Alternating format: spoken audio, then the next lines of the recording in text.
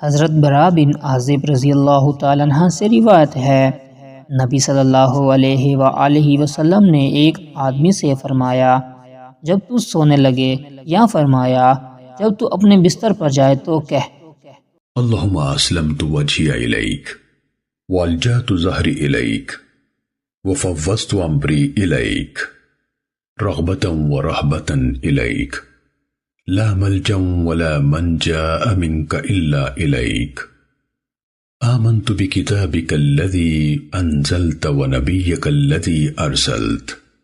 اللہ میں اپنا چہرہ تیرے تابع کرتا ہوں اور اپنی پشت تیری طرف جھکائی اور اپنا معاملہ تیرے سپرد کر دیا، ثواب کی رغبت کرتے ہوئے اور تیرے عذاب سے ڈرتے ہوئے۔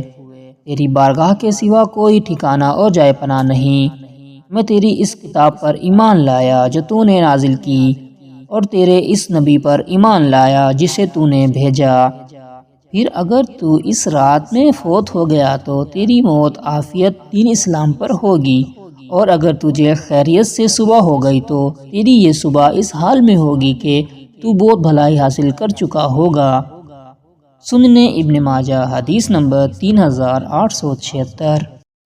حضرت عبداللہ بن مسعود رضی اللہ تعالیٰ عنہ سے روایت ہے، نبی صلی اللہ علیہ وآلہ وسلم جب بستر پر تشریف لے جاتے تو اپنا دایاں ہاتھ اپنے رخسار کے نیچے رکھ کر فرماتے اللہم قنی عذابک یوم تبعث او تجمع عبادک۔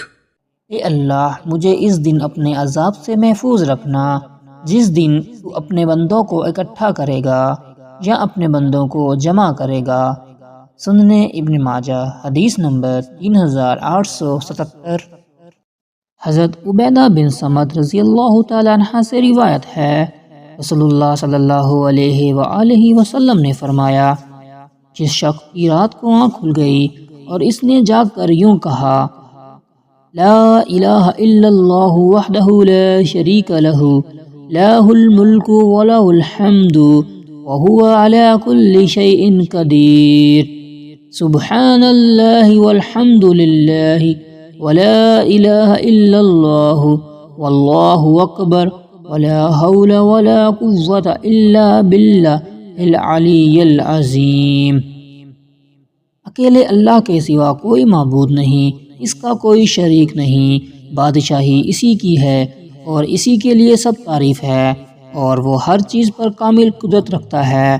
اللہ پاک ہے اور سب تعریف اللہ ہی کے لیے ہے، اور اللہ کے سوا کوئی معبود نہیں، اور اللہ سب سے بڑا ہے، اور بلندیوں اور عظمتوں والے اللہ کی مدد کے بغیر نہ برائی سے بچاؤ ممکن ہے نہ نیکی کی طاقت۔ پھر اس کے بعد اس نے یہ دعا کی رب اغفر لی، اے میرے رب مجھے بخش دے، تو اس کی بخشش ہو جائے گی۔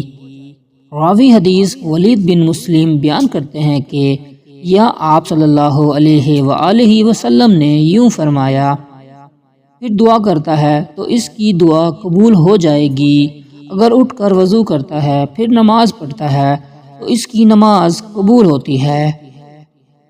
سنن ابن ماجہ حدیث نمبر 3878۔